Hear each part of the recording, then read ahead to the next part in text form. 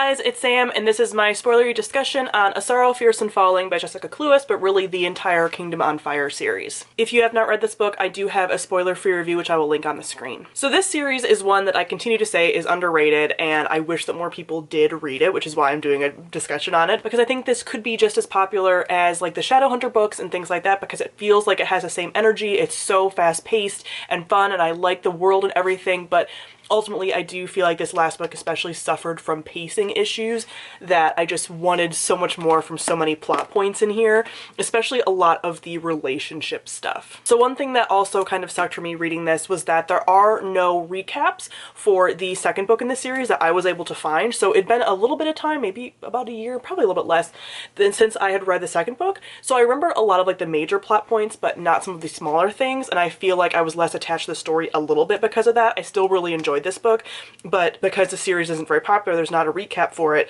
so I was left kind of like, okay, what is some of the significance of some of these things, which is just sad for me. But if this is a series that is binge read, I think that's perfect. So I think some of my biggest complaints actually had to do with some of the relationship stuff. I have not been shy about saying that I actually really enjoy this kind of like love square. I think that none of the guys are like the perfect pick for her, although I am kind of happy with how it ended up a little bit. I don't know, I'm conflicted a bit, but I'll get to that in a second. So I feel like a lot of the love square elements were just so rushed. So she starts out in this book at the beginning with being with Blackwood, and Blackwood is who I shipped her with the most from the beginning of the series. So I was kind of sad about how their relationship was going. I didn't really feel like, again, it'd been some time since I read the second book, and there was some darkness to him in the second book. There was some darkness to all of the guys in the second book. But I really felt like he took a turn in this book that was sort of foreshadowed, but like there wasn't quite enough time, which is again why I feel like there should have been 4 books instead of 3, because I feel like the 4th book could have kind of been the dissolving of their relationship a bit and him kind of like turning to the dark side more, and then the 4th book could have been like her turning more towards Magnus, where I feel like having both of them be like her loves in this book was just like a little bit too much. But anyway, I just feel like how mean he got, and just like when he was yelling at her and when he was saying that he wanted to own her, like I just feel like that was so fast. Like I would have liked to have seen more of a struggle with that with him, because I didn't get that vibe from him from the beginning. Like yes, he's always been like pretentious and traditional and things like that, but I really didn't feel like he quite was going to be like that. And then you also had her saying like when they were together that they were like tied together, fated together, she loved him, all this stuff.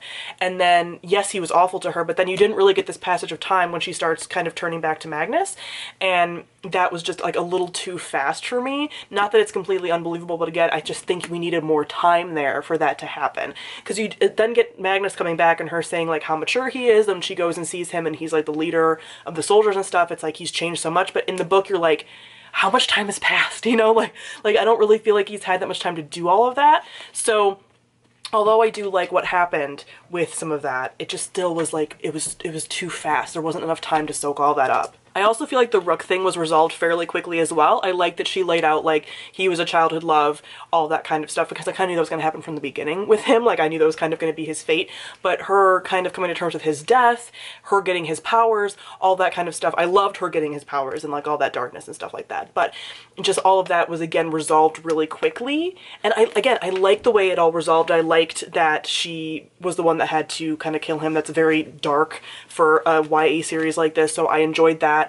But it's just like the time it took with everything. So just to wrap the part about the relationships up, I love that she had to kill Rook. I love that Blackwood ultimately ended up dying, although I thought that maybe Maria was going to use the lantern and that would have pulled out like Mary Willoughby, and that's what I thought the sacrifice was going to be. But still, I like that Blackwood ultimately ended up, you know, dying, but she ended up being like in charge of Sorrowfell, and like how all of that worked out.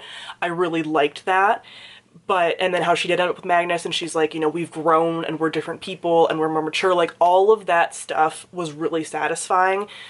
It's just the time that it took and how it didn't have enough time to kind of like work itself out was disappointing. even some of the plot points, like with Maria and Willoughby, who I knew the whole time with like the prophecy that it was like, you know, there's someone in her, and I was like, ah, but then finding out it was, you know, like the witch and stuff, like even that was resolved pretty quick. I'm okay with it because that stuff was kind of triggering to my anxiety personally, but I just wish like the witches had had like a little bit more time. I wish we would have seen a lot more of just like the different magical cultures. Like I love the magicians so much, probably my favorite because they're so eclectic and so fun, and they just kind of feel like stage magicians if they were real.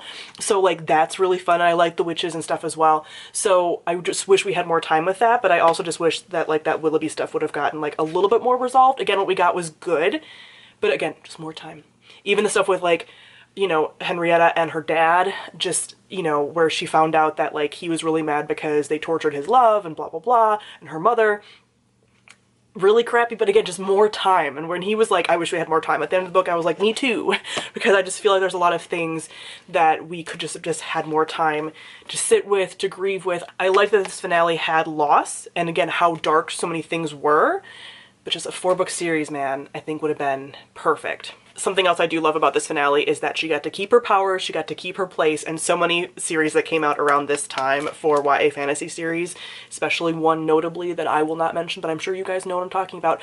We have the main character like losing their powers and like just having to be normal, and she still has her abilities and still has a part in society and is part of like Sorrowfell and all of that stuff. So I would love Jessica Cluess return to this world. I doubt that she will. I know she's doing like a dragon series now, which is really great. I'm very excited about, but I just really love this world. I found it so interesting, and still a series that I will continue to recommend, but I am sad that this finale was a little bit more disappointing because the rest of the books have all been 4-star rates for me, and this one was a 3. So I was hoping it would be like overall a 4-star series, and sadly it was not. But that is it for my discussion of the series. So comment down below and let me know your thoughts. Thank you all for watching, and I'll see all of you guys soon. Bye.